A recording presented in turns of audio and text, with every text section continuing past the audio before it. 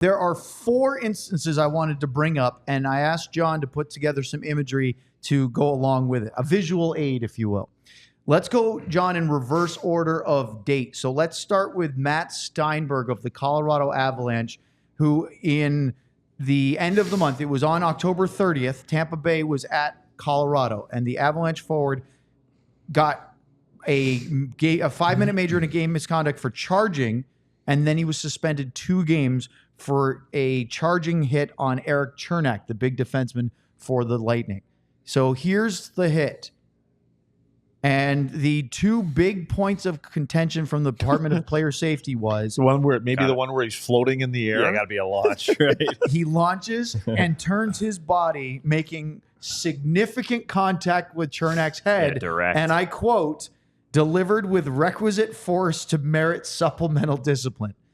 Now, earlier in the game, Luds, in that same second period, he absolutely trucked Zemgus Girgensons of the Lightning with a forceful but clean hit because he stayed on his feet, he didn't launch, and he hit through the torso.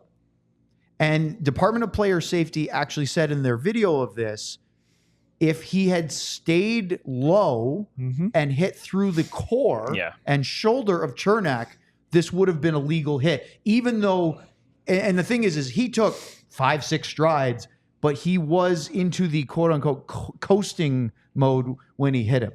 Yeah, it's a flag going up in the air as soon as you leave the ice. Yeah. I mean, that's been going on for a while now. I mean, it's the first thing you're going to notice when somebody leaves the ice. And, and again, if you catch the shoulder or, if he doesn't hit him in the head, I don't know, is it maybe just a 2-minute penalty or I don't know what it is, but it's just, it's stupid. It's unnecessary for him to have launched like that because, again, he did one earlier in the period. This was late in the period, about 3 minutes to go in the second. He did it about 3 minutes into the second period, where he smoked Girgensons and actually got jumped by another of the Tampa Bay defensemen. But it was a legal hit, and even the Tampa Bay broadcast, which I watched this morning just to see how they reacted to it, they said, "Wow, there's really not." Brian Engblom said, "There's nothing wrong with that hit. There's everything wrong with this hit." Yeah, that's bad. Brian never had a player in his life. He's a good defenseman, though. Let's go to number 2, which is Tanner Jano, who used to play for the Lightning briefly, but he plays for the LA Kings. He was suspended on November 8th for a hit on November 7th against Brock Besser, who I believe is still hurt because of this, of the Vancouver Canucks. Main point of contact, Luds. The head. Straight to the jaw. The Department of Player Safety did say there was some contact with the body, but the head absorbed a majority of the force.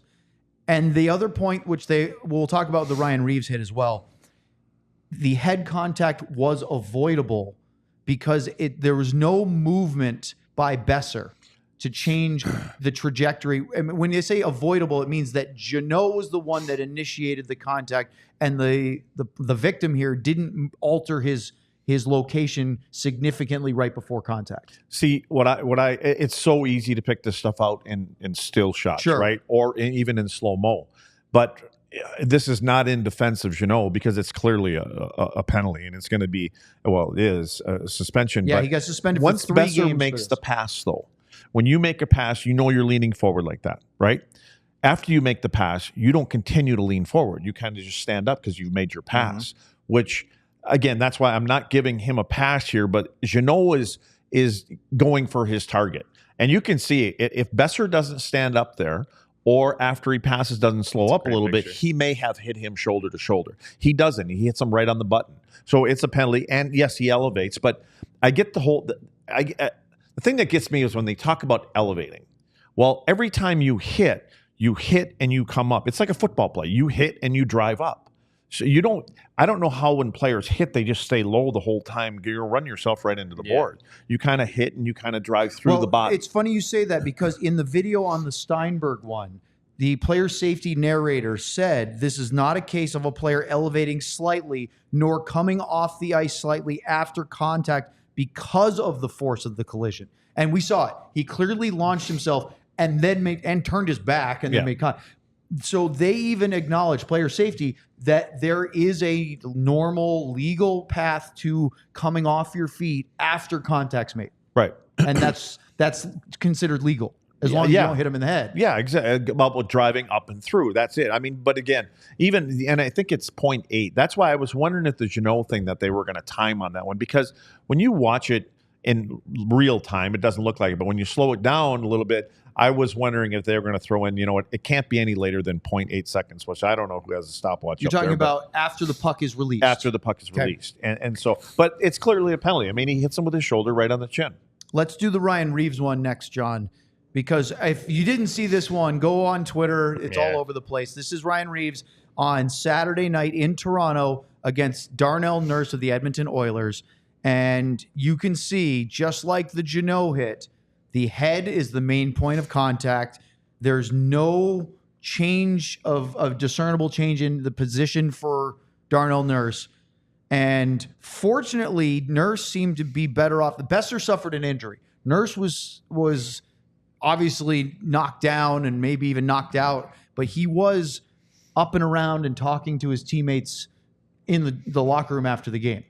But this one was 5 games instead of 3 or 2. And but he's been suspended before. Yeah. And here's the reason why. Reeves has been suspended 3 times prior to this and fined twice. So this is his 4th suspension, whereas Jano had been fined once but not suspended, and Steinberg had no history. So this was 5 games, by the way, is the maximum allowable suspension for a player that has not been offered an in-person hearing. Do you think that 5 was enough? I do. I don't think Reeves is a dirty player. And so you need to go watch this and watch it live. You're going to see when Nurse picks the puck up on the other side of the ice about the bottom of the circle. And from the bottom of the circle until right there, he still hasn't looked. As a player, you come around the back of the net in the NHL, I don't care if it's in the past or now, you have to know who's coming at you. Now, I'm not putting this on Nurse either, but he doesn't even see him. How do you not see that semi coming at you? It's a big dude. Yeah, that's what I mean. But Nurse picks the puck up. His head is down the whole time when he comes around the back of the net, and it still stays down until he gets hit. And I'm trying to understand what he was looking at. Again, that's not on him, but you kind of put yourself in the middle of that train track. You know immediately when a guy like Ryan Reaves steps on the ice and you're on the ice. You're aware of him. You're aware of those players. He's not just an average guy, and he's not a dirty player either. He plays the game hard. He knows what his role is, but he deserves to be suspended also. But I'm just saying, if Nurse gets his head up, he recognizes who that is coming at him. That's not Austin Matthews coming at him. What's interesting, 2 things on that. You're right. What is he trying to do? Because he's trying to drive up through his body. Well, no, I'm talking about with Nurse. Because you're right. If Reeves just comes in and picks that puck, he's got a clean takeaway because Nurse doesn't see him at all. Look at his stick. He initiates stick on puck right away. Which is my second question. So 2 things. One, what Owen was saying, the interesting thing, I think it was Elliot that said it the other day, the way the player safety does it is they actually say, is this suspendable or not? 1. And then once it is, they ask, has this person been suspended before? Versus like looking at the play and saying, which is how it should be. That's what you should not. Important distinction is you should not make a decision of suspension or not based on the history. That should be the severity. Of the 3 to 5 or whatever it is. Right? And I agree with the progressively bigger punishments for people that are repeat offenders. Yes, correct. But so Lutz, the other thing with that play, John, can you go back and put just when Reeves is about to make the hit? Any of those are fine. I notice a lot, and maybe it's the way they're leaning. Maybe you can help fill us in. I notice a lot of these hits that go, not the ones that are the big leaping off your skates or anything, but the ones that are these kind of bang, bang, shoulder to the jaw are when the player is reaching, trying to make that poke.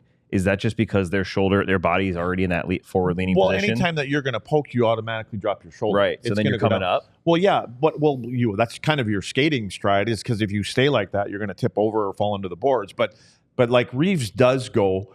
He leads with his stick on puck, and what you do is you want a long stick. You don't want to keep your stick in here. We teach defensemen all the time. Long reach, long stick. I scream it all day long on the bench to use your stick. And when you do that, and you try to get the defenseman at least to stay upright, because when they do start to lean over, now your body's over your feet and somebody makes a move and you get beat.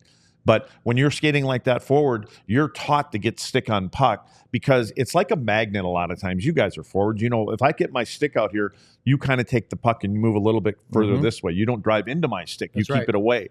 So it's kind of a technique that you lead with that. And that's why when I see Reeves, you know, his shoulder goes down because he's got stick on puck. But then you know there's going to be a collision.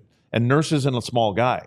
He doesn't expect to hit his head. I think he's expecting to hit shoulder on shoulder with him or shoulder to chest. But now you know that you've got two big boys that are going to meet, and you kind of have to brace yourself and be more of the giver than the receiver at that time. Unfortunately for Reeves, you know, he gets ahead of it, and Nurse doesn't have his head up. And again, he should be suspended. But again, it's a fast game, and these aren't two speedsters out here. You know, they're kind of. There's one semi and one tank coming around the back of the net. And the guy coming around the back of the net doesn't have his headlights on because he doesn't recognize who it is. One of the things that really made me chuckle was on Twitter on, 3 days ago. So it would have been on Saturday. Ken Campbell, longtime hockey writer, tweeted out, here's an idea. Instead of suspending Ryan Reaves, the NHL should force the Leafs to play him 20 minutes per game for each of the next 10 games. Now that would be a punishment. And that made me chuckle. One last thing for us to show you, and that has to do with Neil Pionk of the Winnipeg Jets, also from Saturday.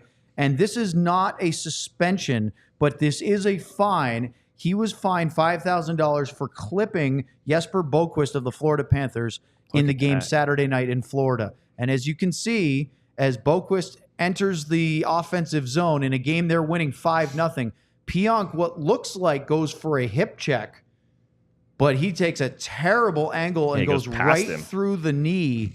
The good news is that although Boquist went down, and they showed a really great slow motion replay after this media timeout, he was up and he was okay. Luddy, I think the reason why he didn't have a major knee injury is because his legs swung up and over. If his leg and foot had been planted in the ice and his knee joint took all the force, I think he's hurt for a while. Similar to Ovi last night, you know, where his leg gets stuck. Yep. Yeah, he's lucky his blade didn't get stuck on the ice, and that would have been bad. But again, this is another timing thing. Pionk is coming across. Pionk's not a dirty player either. You know, he's coming across to put a hit on him, but timing-wise, and again, if you have somebody lined up and that player makes a little move to go to the inside or to the outside, especially to the inside, it changes things because now he's going to arrive a little bit quicker. If he cuts into you or cuts to the middle of the ice and you're kind of coming out, and if he cuts in, your timing's off a little bit because when you cut in, the time is taken away. There's somebody's coming at you now a little bit more at the rate than what he was. If he goes wide, sometimes you miss him a little bit behind him. So again, I don't think the intent isn't there. Pionk was not penalized on the play. After the hit, Sam Bennett came over and they ended up getting him 2 10-minute misconducts. And that was really the referees in a 5-0 game just getting rid of the problem. You guys go to the locker room, you're done. They didn't kick him out, but they essentially did. Well, even like on the Reeves hit that we were just talking about, Reeves went down the hallway right at the end of the game and you know, tried to apologize. Yeah. Great. He's not a dirty guy. He doesn't have to be a dirty guy. And honestly, I think the reason why Pionk was fined, it's not a good hit. It's ugly, but he was fined because it wasn't penalized. And a lot of times, I think the league will dish out fines where it's allowed in the CBA to send a message to the player and to the victim to say, hey, we saw that. We didn't like it. You didn't get the call. They didn't call a penalty during the play, but we're going to let you know.